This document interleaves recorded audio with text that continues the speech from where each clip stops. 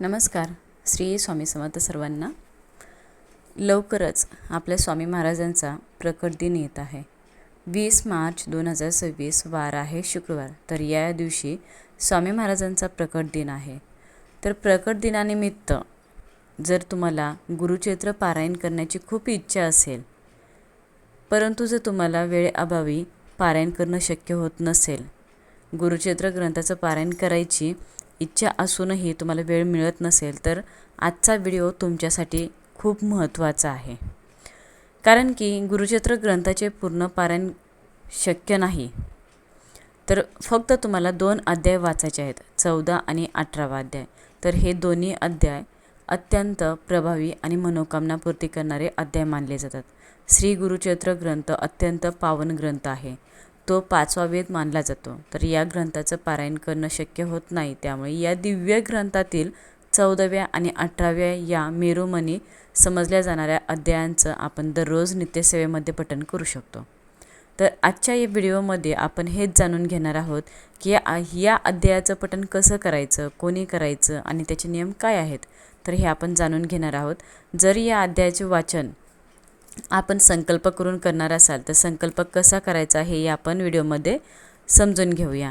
Video आवडला तर like करा आणि चॅनलवरती नवीन असाल तर चॅनलला सबस्क्राईब करा. व्हिडिओ कुठेही स्किप न करता शेवटपर्यंत नक्की बघा. सर्वप्रथम आपण 14व्या आणि 18व्या अध्यायाचे महत्त्व जाणून घेऊया.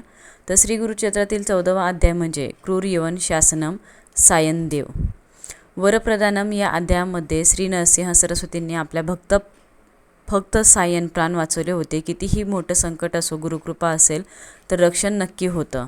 तर हा संदेश आपल्याला हा अध्याय शिकवत असतो. तर हा अध्याय दररोज पठण केल्याने आपल्या आयुष्यातील कितीही मोठं संकट असो ते दूर होतं. आपल्या आर्थिक अडचणी नष्ट होतात. आपला शत्रूपासून संरक्षण होतं. जर नोकरीविषयक काही समस्या असतील तर त्या सुटतात. त्याचबरोबर जर आपल्याला काही शारीरिक वेदना असतील, जसं की पोटदुखी, एखादा गंभीर आजार असेल, तर या अध्यायाच्या नित्यपठणाने आपला तो आजार बरा होतो. तर एवढंच प्रभावी असा अध्याय आहे. म्हणून या अध्यायाचं नित्यपठणाने अनेक भाविकांना चांगले अनुभव आलेले आहेत. म्हणून आपल्याला 14व्या अध्यायाचं दररोज पठण करायचं आहे. आता 18व्या अध्यायाचे महत्त्व काय आहे. तर 18वा अध्याय म्हणजे गुरुचरित्र ग्रंथाचं महात्म्य. या अध्यायाला गुरुचरित्र ग्रंथाचा कामधेनू म्हटलं आहे. तर या अध्यायामध्ये श्री नरसिंह सरस्वतींनी एका गरीब ब्राह्मणाचं दारिद्र्य कशा प्रकारे दूर केलं याचं वर्णन आहे. तर हा अध्याय दररोज पठण केल्यानं आपल्याला संपत्तीचा लाभ होऊन आपलं दारिद्र्य दूर होतं, लक्ष्मी प्राप्ती होते, आपली कर्जमुक्ती होते आणि आपली आर्थिक परिस्थिती सुधारत असते. व्यापारामध्ये वाढ होत असते, मनासारखी नोकरी मिळते, आपल्याला ज्ञानप्राप्ती होत असते, वाईट शक्तींचं भय नाहीसं होतं आणि आपल्याला मानसिक शांतता या अध्यायाच्या नित्यपठणाने मिळत असते. सलग 11 दिवस 18वा अध्याय वाचल्यानं आपल्या आर्थिक अडचणी कमी होतात. इतकी ताकद या 18व्या अध्यायात आहे. आता आपण बघूया की अध्यायाचं पठण आपल्याला कसं करायचं आहे. सेवेसाठी कुठलीही पूजा मांडणी करायची गरज पडत नाही. हे अध्याय तुम्ही नित्यनियमाने दररोज किंवा संकल्प करून वाचू शकतात. तुम्ही दोन्हीही अध्याय वाचू शकतात किंवा तुम्ही फक्त 14वा आणि फक्त 18वा अध्याय वाचू शकतात. तर या अध्यायाच्या वाचनाची सुरुवात आपण केव्हाही करू शकतो, कोणत्याही दिवशी करू शकतो. सर्वच दिवस हे शुभ असतात. आणि या दोन्ही अध्यायाचे पठण सकाळी किंवा संध्याकाळी किंवा दिवसभरात तुम्ही केव्हाही करू शकता. फक्त दुपारी 12 ते 12:30 या वेळेमध्ये करायचं नाही, कारण की ही वेळ दत्त महाराजांच्या भिक्षेची वेळ असते. सकाळी लवकर उठून आपली देवपूजा, नित्यकर्म देवपूजा झाल्यानंतर आपण या अध्यायाचं पठण करू शकतो. पठण झाल्यानंतरनं श्री दत्तगुरूंची आरती करायची आहे आणि त्यांना नैवेद्य दाखवायचा आहे. नैवेद्यामध्ये खडी साखर किंवा दूध साखर अर्पण करू शकतात. मनातल्या मनात न करता स्वतःला ऐकू येईल एवढ्या आवाजात करायचं आहे. यानं घरामध्ये सकारात्मकता राहते. जर काही वास्तुदोष असेल तर तो वास्तुदोष देखील दूर होत असतो. तर बघा, श्री गुरुचरित्र ग्रंथातील प्रत्येक अध्याय, प्रत्येक ओवी ही अतिशय पवित्र आहे. त्यामुळे आपण मोठ्याने या श्लोकाचं वाचन केलं तर त्यातून पॉझिटिव्ह व्हायब्रेशन जे आहेत ते आपल्या घरामध्ये निर्माण होईल आणि घरामध्ये सकारात्मकतेचं वातावरण तयार होईल. जी नकारात्मकता आहे ती नष्ट होईल. आता आपल्याला बाजारामध्ये किंवा धार्मिक पुस्तकांच्या दुकानात 14वा आणि 18वा अध्यायाचं पुस्तक मिळेल. एक छोटीशी पुस्तिका असते, ती वेगवेगळी या दोन्ही अध्यायांची मिळेल. तर तुम्ही तिथून जवळच्या केंद्रामध्ये जाऊन घेऊ शकता किंवा मठामध्ये घेऊ शकता. जवळच्या पुस्तकांमध्ये जे पुस्तकांचं शॉप असतं तिथे तुम्हाला मिळेल. श्री गुरुचरित्र ग्रंथ हाताळायचा नाही. आता सुरुवातीला या अध्यायाचं पठण करण्यासाठी तुम्हाला फक्त 15 मिनटं लागू शकतात. तर 15 मिनटं लागू शकतात. नित्यनियमाने आपण याचं पठण केलं तर आपल्या पाठांतरानं अध्यायाला 5 ते 6 मिनिट लागतात. या अध्यायाची संकल्पयुक्त सेवा जर तुम्ही केली, सर्वप्रथम संकल्प करायचा. तुम्ही याचं पठण का करत आहात त्यावेळेस तुम्हाला हातामध्ये थोडंसं पाणी, अक्षता, फूल, हळदी कुंकू घेऊन स्वतःचं नाव आणि गोत्र बोलून मी माझी अमुक इच्छा पूर्ण व्हावी किंवा समस्या दूर व्हावी यासाठी अध्यायाचं पठण करत आहे. 11 दिवस, 21 दिवस, 51 दिवस, 108 दिवस करणार आहे किंवा 11 गुरुवार, 21 गुरुवार, जेवढे दिवस तुम्ही करणार आहात तिथं तुम्हाला बोलायचं आहे. आणि माझी ही इच्छा आहे यासाठी मी या अध्यायाचं पठण करत आहे. आणि हे पठण श्री दत्त महाराजांनी व स्वामी महाराजांनी निर्विघ्नपणे पूर्ण करून घ्यावं आणि माझी सेवा मान्य करावी असा महाराजांना संकल्प करायचा आणि ते पाणी तामनामध्ये सोडून द्यायचं. त्यानंतर ते पाणी तुळस सोडून इतर कुठल्याही झाडाला तुम्ही घालू शकता. तुम्ही तुमच्या कुटुंबातील इतर व्यक्तींसाठी सुद्धा संकल्प घेऊ शकता. जर एखादी व्यक्ती आजारी असेल किंवा काही समस्या असेल तर त्या व्यक्तीचं नाव घेऊन, गोत्र घेऊन संकल्प सोडू शकता. तुम्ही म्हणायचं आहे की मी या व्यक्तीची ही अडचण किंवा प्रॉब्लेम सोडवण्यासाठी मी गुरुचरित्र ग्रंथातील या अध्यायाचं पठण इतके दिवस करणार आहे असाही संकल्प तुम्ही करू शकता. जेव्हा आपण नित्यसेवेमध्ये या अध्यायाचं पठण करणार असेल त्यावेळेला संकल्प करण्याची काही गरज नसते.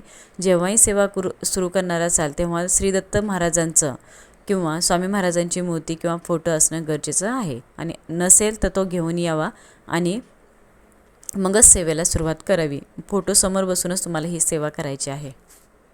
या सेवेने तुम्हाला दिव्य असे अनुभव येतील. या अध्यायांचं पठण कोणी पण करावं. ही सेवा कोणीही करू शकतं. स्त्री, पुरुष, वृद्ध, लहान मुलं कोणीही करू शकतं. या अध्यायाचं पठण करू शकतात. कोणतंही बंधन नाही. ज्यांना संतती नाही, संतती प्राप्तीच्या समस्या असतील, कर्ज आहे, मोठी अडचण आहे किंवा नोकरी मिळत नसेल, व्यवसायामध्ये प्रगती होत नसेल, शैक्षणिक अडचणी असतील, विवाह जुळत नसेल, भांडणे होत असतील, वादविवाद होत असतील, पतीपत्नीमध्ये भांडणे वादविवाद होतात, अशा सर्वांनी गुरुक्षेत्रातील या 2 अध्यायाचं पठण नक्की करायचं आहे. तुम्हाला जर दत्त महाराजांची व स्वामी महाराजांची कृपा मिळावी असं वाटत असेल तर तुम्ही त्यासाठी या 2 अध्यायाचं पठण करू शकतात. आता हे अध्याय पठण करण्याचे नियम काय आहेत तर बघा, सर्वात पहिला नियम म्हणजे तुम्ही मांसाहार करून या अध्यायाचं पठण करू शकत नाहीत. जर तुम्ही 11, 21, 51 किंवा 108 दिवसाचा संकल्प केला असेल तितके दिवस तुम्हाला मांसाहार करायचा नाही. मांसाहार वर्ज्य आहे. नित्यसेवेमध्ये जर तुम्ही या अध्यायाचं पठण करणार असाल तर ज्या दिवशी तुम्हाला मांसाहार करायचा आहे त्या दिवशी सेवा करायची नाही, अध्यायाचं पठण करायचं नाही. महिलांनी मासिक धर्मामध्ये ही सेवा बंद ठेवायची आहे. जर तुम्ही संकल्पयुक्त सेवा करणार असेल तर सेवा पूर्ण होईपर्यंत तुम्हाला परान्न म्हणजेच दुसऱ्यांच्या घरचं काहीही खायचं नाही, पाणी, अन्न खायचं नाही. गुरुचरित्र ग्रंथाच्या पारायणासारखेच खाण्यापिण्याचे नियम किंवा जमिनीवर झोपणे यासारखे नियम या सेवेला लागू होत नाहीत. जर तुम्ही संकल्पयुक्त सेवा करत असाल तर सेवेमध्ये काही नियम आपण स्वतःहूनच पालन करायचं असतं. अतिशय उत्तम असतं. तर हे सर्व नियम पाळत असताना आपले कर्मही चांगले असायला पाहिजेत. कारण तुम्ही सेवा करता आणि दुसरीकडे इतरांशी भांडण करता किंवा इतरांना अपशब्द बोलता तर या सेवेचा काही उपयोग होणार नाही. म्हणून आपली वागणूक आणि आपलं बोलणं ते कर्म चांगलं ठेवण्याचा प्रयत्न करा. काही वेळेस अनेक व्यक्तींना ही सेवा सुरू करायची असते. केल्यानंतर घरामध्ये भांडणं होतात, काहीतरी संकट येतात किंवा स्वतः त्या व्यक्तीला सेवा बंद करावी, सेवा करूच नाही असं वाटतं किंवा आळस येत असतो. पण अशा वेळेस आपण न डगमगता आपली सेवा चालू ठेवायची. कारण काही वेळेस नकारात्मक शक्ती आपल्याला सेवा करून देत नाही, कारण सेवा करण्यापासून थांबवण्याचा प्रयत्न करत असते. आपली दत्त महाराज परीक्षा घेत असतात. अशा वेळेस आपण न डगमगता न घाबरता दत्त महाराजांना संपूर्णपणे शरण जाऊन दत्त महाराजांवरचं संपूर्ण त्यांच्यावर जबाबदारी टाकायची आणि आपली सेवा निष्ठेने, श्रद्धेने, संपूर्ण विश्वासाने चालू ठेवायची. मग शेवटी दत्त महाराज आपल्याला नक्कीच तारून नेतात. तुमच्या आसपास किंवा शेजारी जर कोणी अडचणीत असेल, तुमचं मित्र, मैत्रीण, कोणी परिवारामध्ये, कुटुंबामध्ये, तर त्यांना तुम्ही ही सेवा करण्यासाठी सांगू शकतात. तुम्हीसुद्धा ही सेवा करून बघा आणि या सेवेचा अनुभव नक्की घ्या. श्री दत्त महाराज आपल्या सर्व अडचणी नक्कीच दूर करत असतात. त्याचबरोबर चांगले कर्म हे करत राहा आणि कष्टही करत राहा. त्यामुळे श्री दत्त महाराज व स्वामी महाराज सदैव आपल्या पाठीशी राहतील. तर आजचा व्हिडिओ जास्तीत जास्त लोकांपर्यंत शेअर करा. शेवटपर्यंत बघितल्याबद्दल सर्वांचं मनापासून आभारी आहे. धन्यवाद. श्री स्वामी समर्थ.